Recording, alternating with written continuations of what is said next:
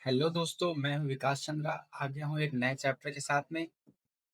Chapter 2, lost spring.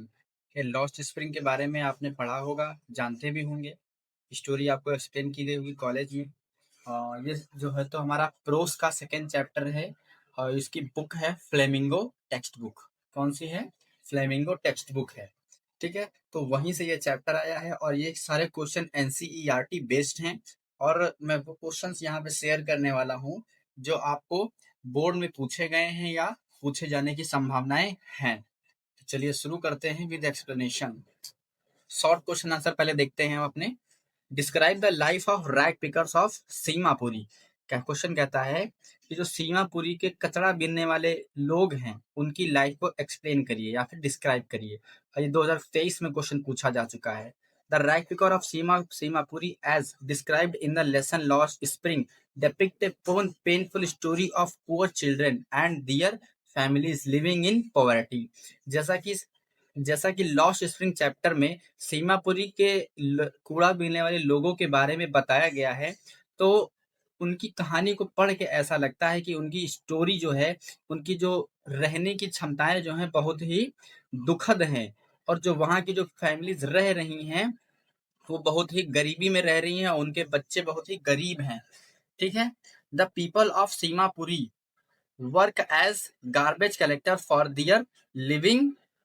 जो सीमापुरी के लोग हैं वे लोग जो है तो गार्बेज कलेक्टर के रूप में काम करते हैं ताकि अपना जीवन यापन कर सकें। Even then they would barely fulfil their basic necessities, ताकि वे अपनी बेसिक नेसेसिटीज जो जरूरतें हैं वो उनको पूरा कर सकें। लेकिन कहता है इसके अलावा, मतलब वो जो है तो पूरे टाइम कचरा बीनते हैं, इसके अलावा भी वो अपनी जो बेसिक चीजें हैं उनको पूरा करने में अक्षम होते हैं। Many of these ragpickers do not have even a slipper on their feet और गेट एजुकेशन। और इसमें से कई कुचड़ा कचरा बीनने वाले ऐसे भी हैं जिनके पास पहनने के लिए चप्पल नहीं है और पढ़ाई करने के लिए इतने पैसे नहीं है कि वो पढ़ाई कर सके या फिर एजुकेशन ले सके। These children want to read and play. वे बच्चे पढ़ना और खेलना चाहते हैं लेकिन poverty does not allow them to all of this. लेकिन जो उनकी गरीबी है वो इनको ये सब करने के लिए अनुमति नहीं देती है। फिर नेक्स्ट क्वेश्चन है, what do the inhabitants of Seemapuri do for their survival. यानी कि वहां के जो लोग हैं वो लोग अपने सर्वाइवल के लिए ऐसी क्या अलग चीजें करते हैं। 2024 और 23 2 साल में क्वेश्चन आया है। Inhabitants of Seemapuri became rag pickers for survival. उनकी जो इनहेबिटेंस है, जो सीमापुरी के लोगों की इनहेबिटेंस है, उनको जो मतलब कि जो वहाँ के जो सीमापुरी के जो लोग हैं उनकी आवश्यकताएं या फिर उनकी अक्षमताएं ही वो चीजें हैं जो उनको कचरा बीनने के लिए मजबूर करती हैं ताकि वे अपने जीवन यापन कर सकें। ठीक है। They look they look around and search garbage dump to look for thing that they can sell and earn their livelihood. वे अपने आसपास देखते हैं और ढूंढते हैं। कचड़े जो कुचड़ा डंप किया गया है उसमें कुछ कीमती वस्तुएं ढूंढते हैं ताकि वे उसको बेच सके और अपने जीवन यापन के लिए पैसे कमा सकें और रह सकें।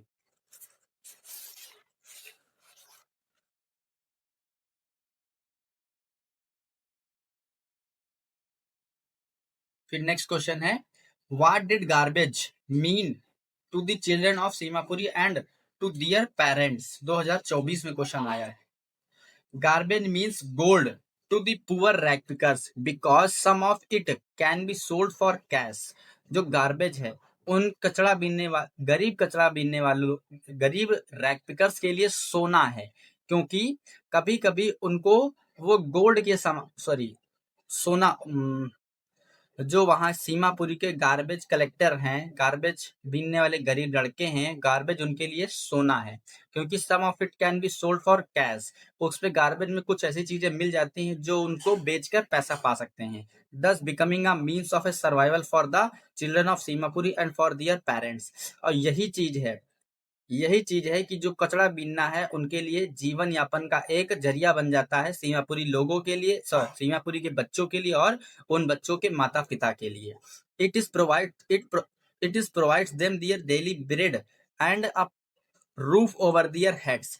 और यही उनको डेली उनके भोजन के लिए ब्रेड और उनके छत के ऊपर छत प्रदान करता है।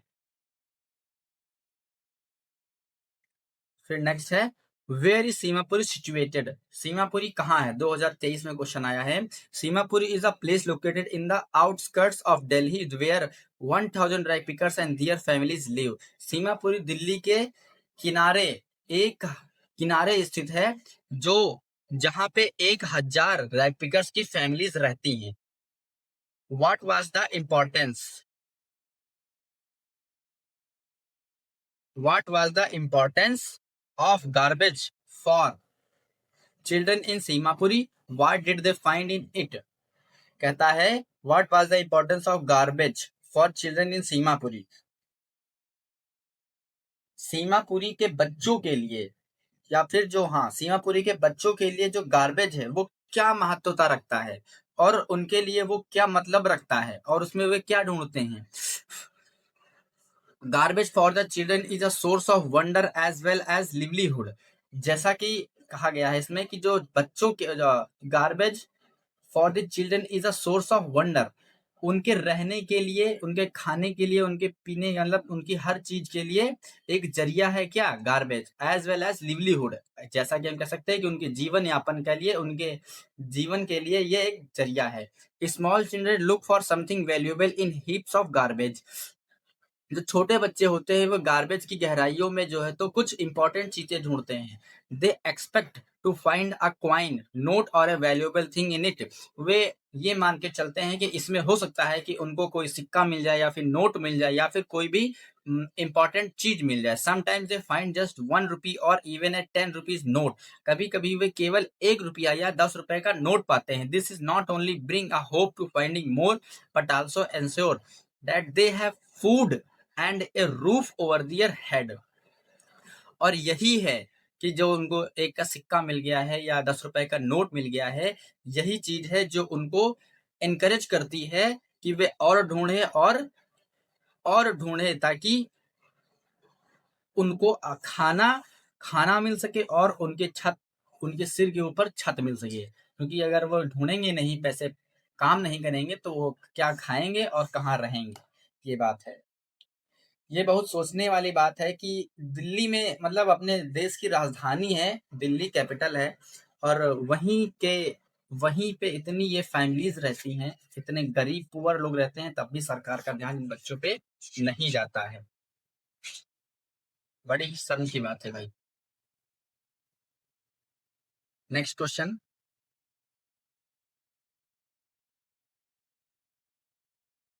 What did Saheb join the job, sorry, why did Saheb join the job at a milk booth? Question है, कहता है साहेब ने मिल्क बूथ के, जहां मिल्क बूथ है यानी कि जहां हमारे यहाँ तो डेयरी बोलते हैं, वहां पे उसने जॉब क्यों कर लिया था? Saheb belongs to the rag picker family wherein he did not have any stable income और सिक्योरिटी। जो साहेब है वो जो है तो रैग पिकर फैमिली से बिलोंग करता है या फिर रैग पिकर फैमिली का लड़का है। उसके पास कोई भी स्टेबल इनकम नहीं है और कोई भी सिक्योरिटी नहीं है। जैसे कहता नहीं है कि यार कोई सोर्स ऑफ इनकम होना चाहिए ताकि हमें कोई दिक्कत ना हो, इसीलिए कहते हैं नौकरी कर लो। तो वही काम यहाँ पे है, क्योंकि उसके पास कोई सोर्स ऑफ इनकम नहीं था, स्टेबल इनकम नहीं था और कोई सिक्योरिटी भी नहीं थी। फ्यूचर में अगर कोई दिक्कत होती है उसको या उसके पेरेंट्स को तो वो पैसे कहाँ से लाएगा। इसीलिए उसने क्या किया, मिल्क बूथ पे ज्वाइन कर लिया। So he join the job at a milk booth with his job he earned 800 rupees per month and also get all of his meals। इसीलिए उसने मिल्क बूथ पे जॉब कर लिया, उसको वहां 800 रुपए मिल रहे थे और पूरे महीने के लिए उसको खाना दिया जाता था। यानी कि खाना फ्री था और 800 रुपए बचत के थे उसके, ऐसा फिर भी बहुत कम है। Who was Mukesh, what was his ambition? Mukesh कौन था, उसका एम्बिशन क्या था? एम्बिशन मतलब क्या होता है? सपना होता है। एम्बिशन मतलब सपना। Mukesh is a youngest child of hit family of the Bengal makers of Firozabad, where each family is engaged in Bengal making। Mukesh अपने फैमिली का सबसे जवान लड़का था, जो जिसकी मुकेश की फैमिली बैंगल बनाने का काम फिरोजाबाद में कई वर्षों से करती चली आ रही थी। Mukesh ambition is to became a motor mechanic and to learn how to drive a car.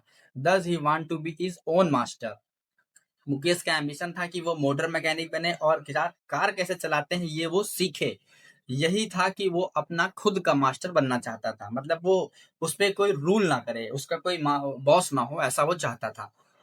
What explanation does the author offer for the children not wearing footwear? जो हमारे ऑथर हैं, ऑथर हमारे जो हैं वो क्या कहते हैं कि वो क्या कारण है कि जो वहां के बच्चे हैं वो चप्पल नहीं पहनते हैं।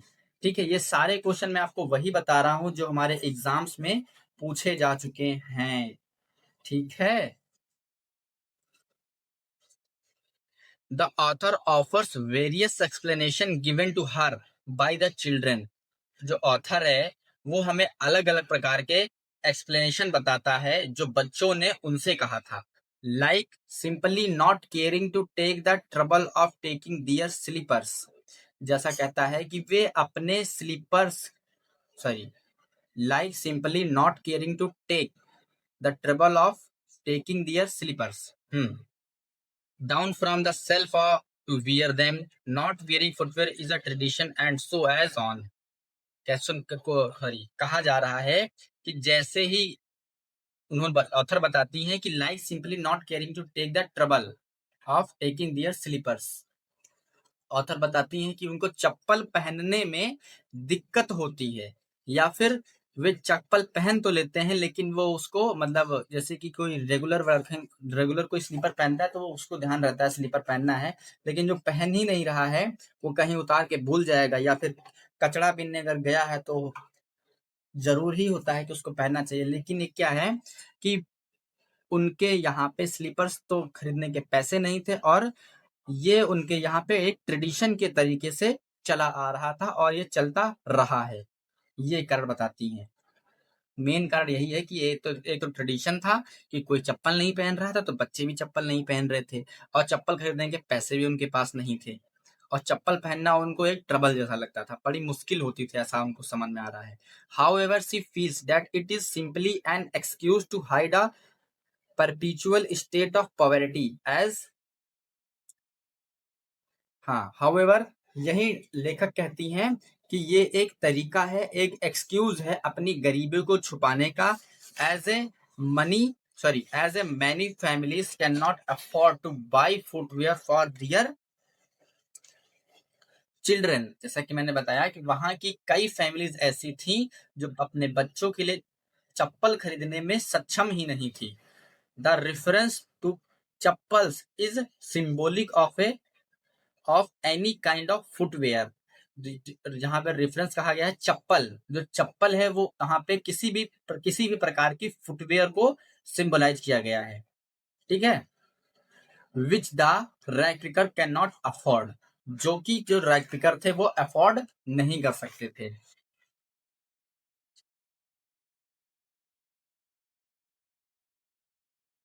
फिर नेक्स्ट क्वेश्चन है, What does every other family do in Firozabad?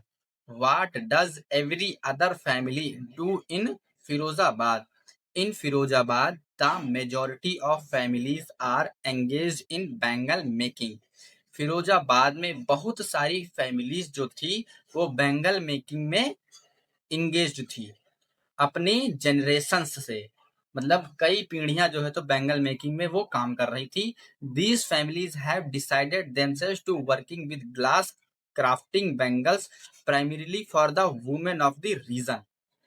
वहां की फैमिलीज ने ये डिसाइड, वहां की फैमिली में ये डेडिकेटेड था, या फिर ये ऐसा कह सकते हैं कि ये निश्चित ही था कि वहां की जो वहां की ग्लास फैक्ट्रीज हैं जहां पे बैंगल बनता है वहां पे लड़कियों को काम करना ही होगा, या फिर लड़कियां काम करना ही चाहिए उनको, ऐसा कुछ। फिर है, what does garbage mean to the elderly people. जो गार्बेज है वो बड़े बुजुर्गों के लिए क्या मायने रखता है। For the elders of Seemapuri garbage is important which they see a valuable as gold. जहाँ के जो बड़े बुजुर्ग हैं उनके लिए गार्बेज बहुत ही इम्पोर्टेंट है। वे गार्बेज को, जैसे हमारे लिए सोना इम्पोर्टेंट होता है वैसे ही उनके लिए गार्बेज इम्पोर्टेंट है। They look through the garbage dump to find things they can use or sell to survive. जो कचरा फेंका गया होता है वो उसमें ढूंढते हैं, खोजते हैं ऐसी वस्तुओं को जिनको बेच करके कमाया जा सके. It helps them buy food and have a place to live. ये उनको मदद करता है भोजन खरीदने में और सुरक्षित जगह पर रहने के लिए. While children might find garbage interesting, for the elders, it is all about surviving. जहाँ चिल्ड्रन अपने जो है, जहाँ चिल्ड्रन जो होते हैं वो गार्बेज बहुत ही अच्छे तरीके से ढूंढते हैं. मतलब बच्चों को क्या ही पता, उनको जहाँ पे लगा दिया जाएगा वो वही करने लगेंगे. बच्चे तो एक मिट्टी के बर्तन की तरह होते हैं, मिट्टी की तरह होते हैं, गीली मिट्टी, उसको जैसा शेप दे दोगे वैसा वो बन जाएगी. वही है कि बच्चों को, जो बच्चे हैं उनको क्या ही पता, तो वो कचड़े को बहुत ही मतलब रोचक तरीके से ढूंढते हैं, खोजते हैं अपने बड़ों के लिए. It is all about surviving. और ये सब गाथा जो पूरी है, ये सब जो कहानी है, ये सिर्फ उनके जीवन यापन के लिए, क्योंकि उनके पास कोई सोर्स ऑफ इनकम है ही नहीं.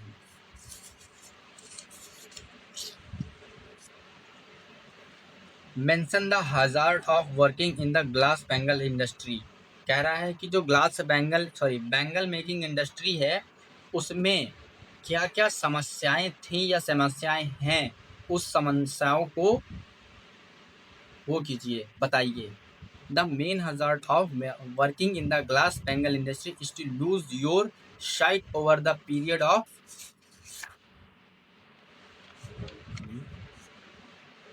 11.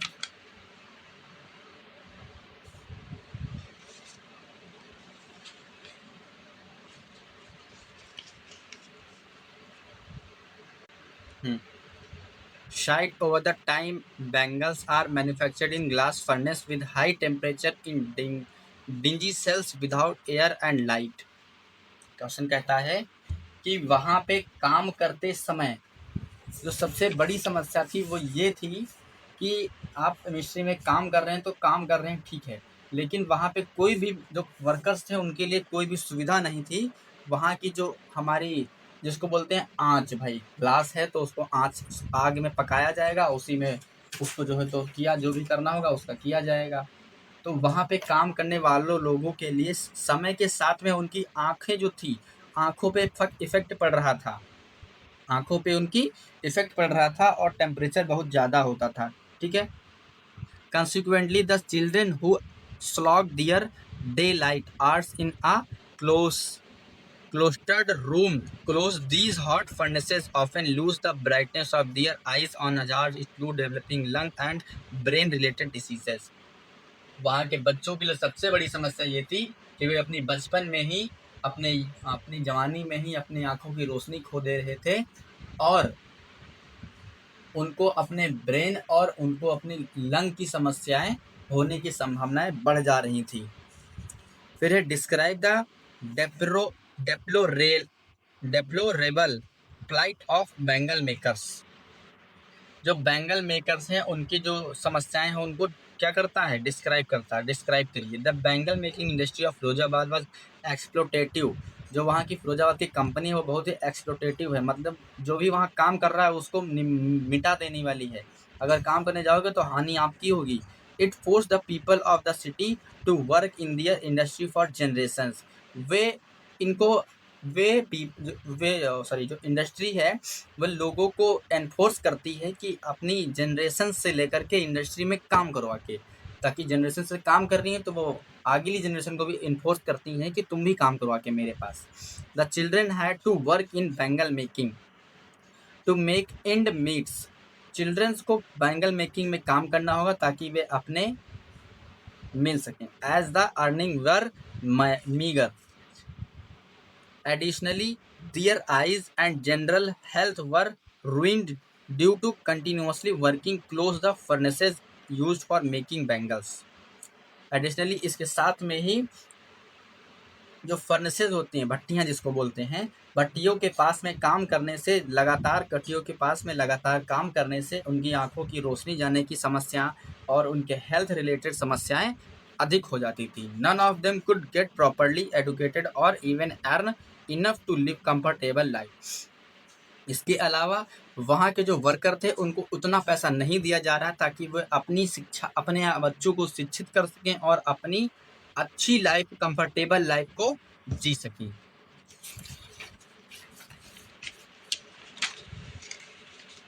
फिर है लॉन्ग आंसर टाइप क्वेश्चन।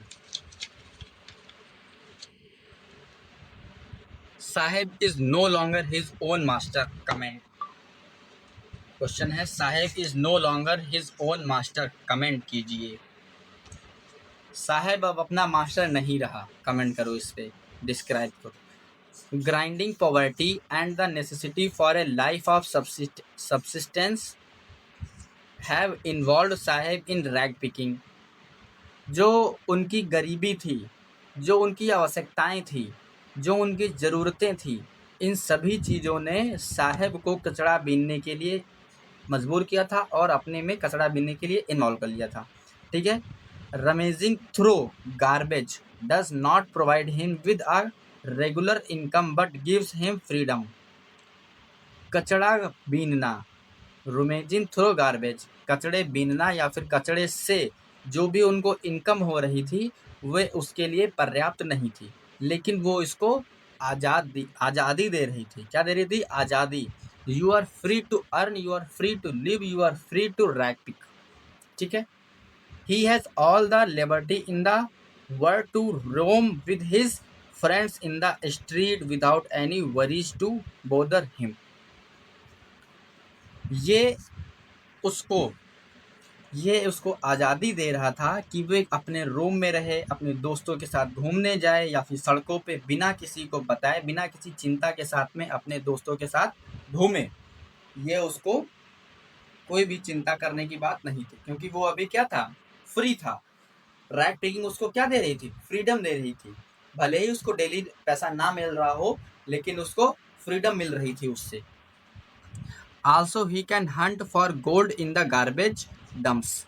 जो कचरा फेंका गया है उसमें वो सोने की तलाश कर सकता था या फिर करता था। It can provides him a hope and a thrill every day in the form of a rupee और ए 10 रुपी नोट। ये उसको एक प्रकार से होप देता था या फिर थ्रिल देता था डेली, ताकि वो अपना डेली मतलब कचरा बीनने जाए। So he looks forward to rag picking. 1 रुपया मिल गया, 10 रुपया मिल गया, ये उसको एक होप दे रहा था कि जाओ और आगे बीनो और आगे बीनो। ये बात है। The job he takes up at a tea stall is one of his attempt to become his own master. जहाँ पे उसने टी स्टॉल पे जब शॉप कर ली थी, ये उसका पहला प्रयास था कि अब वो अपना मास्टर ना रहे। Ironically his further enslaves him.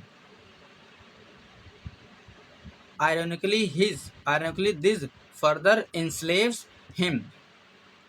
Ironically मतलब होता है जैसे ही बुलेट पॉइंट हम बोलते हैं, बुलेट पॉइंट लिख लो, वही है। तो एक तरह से ये बुलेट पॉइंट हो गया कि वो अब इस काम में इंगेज हो जाएगा। He is not free to roam aimlessly in the street anymore. अब वो फ्री नहीं रहा कि वो अब वो फ्री नहीं रहा। कौन? साहेब अब फ्री नहीं रहा कि वो एम्स के साथ में अपनी सड़कों पे किसी के साथ में घूम सके। His new occupation binds him to serve somebody else. उसके नए कार्य ने उसको नए तरीके से बाध्य कर दिया था कि वो किसी दूसरे को सर्व करे। फिर नेक्स्ट क्वेश्चन है, next question number 2। It is his कर्म, his destiny that made Mukesh grandfather go blind. How did Mukesh disprove this belief by choosing a new vocation by making his own destiny? ये कर्म है या फिर ये destiny है। That made Mukesh grandfather go blind। और यही मानना कि कहते नहीं भाई ये तो किस्मत में ही लिखा था, ये तो हमारे कर्म में ही लिखा था। तो यही कारण था कि मुकेश के पिताजी उस इंडस्ट्री, फिरोजाबाद की बैंगल मेकिंग इंडस्ट्री में काम करने की वजह से उनकी आंखें चली गई थी, उनके अंधे हो गए थे। कैसे मुकेश ने इस चीज को, इस भरोसे को, इस बिलीफ को उसने नया काम चूज करके डिसप्रूव कर दिया कि नहीं ऐसा नहीं है। Mukesh disproved his belief that Bengal making was his destiny by choosing a new vocation and making his own destiny. Mukesh ने इस चीज को असत्य साबित कर दिया एक नए काम को चुन करके. He decided to become a motor mechanic and learn to drive a car. उसने निश्चय किया कि वो मोटर मैकेनिक बनेगा और कार चलाना सीखेगा. As he had seen his parent and others suffer because of the vicious circle of poverty and exploitation by the sahukars, middlemen, politician and the police, he did not want to remain in the Bengal making profession. जैसा कि उसने अपने parents को देखा हुआ था कि वे इस लूप में फंस चुके हैं, बेंगल मेकिंग लूप में फंस चुके हैं. क्यों? क्योंकि जो साहूकार थे, बड़े बड़े साहूकार थे उस टाइम के, मिडिल मैन थे बीच के, और जो पॉलिटिशियंस थे, जो पुलिस थी, वो उनको एनफोर्स करती थी कि जाओ उस काम में काम करो, और उन पे क्या कहते हैं, हुकूमत जताती थी. ठीक है. और साहब ऐसा नहीं चाहता था. He had the courage to break free from the family lineage of Bengal making. उसके अंदर ये क्षमता थी या फिर इतनी हिम्मत थी कि ये अपनी फैमिली का जो ये लाइन एज है, यानी कि जो बेंगल पीढ़ियों दर पीढ़ी इंडस्ट्री में काम करने का जो चला आ रहा है सिलसिला, इसको तोड़ के आगे बढ़े. And was ready to walk a long distance to reach a motor mechanic motor garage to learn the vocation for a mechanic. और ये क्षमता थी कि अपने पीढ़ी को तोड़ करके, पीढ़ी दर पीढ़ी परंपरा को तोड़ करके आगे बढ़े और मोटर मैकेनिक बनना सीखे. He had even thought that he would request the garbage owner to hire him initially as a helper and learn the trade. इसने ये भी सोचा या फिर उसने ये अनुरोध किया गराज ओनर से कि वो उसको जल्द से जल्द हायर करे एक हेल्पर की तरह से और उसको अपना काम सिखाए. Finally, he also wanted to learn to drive a car. Thus, Mukesh was ready to make his destiny by choosing a new vocation. अब मुकेश पूरी तरीके से तैयार था अपनी नई डेस्टिनी बनाने के लिए. By choosing a new vocation, एक नए काम को चुन करके. Break the old belief. उसने इस तरीके से अपने जो ओल्ड एज बिलीफ था उसको उसने क्या किया, तोड़ दिया. तो यहाँ पे हमारा ये चैप्टर खत्म होता है. मिलेंगे आपको नेक्स्ट चैप्टर के साथ में, नए क्वेश्चन आंसर के साथ में. वीडियो अच्छा लगे तो लाइक शेयर जरूर करना.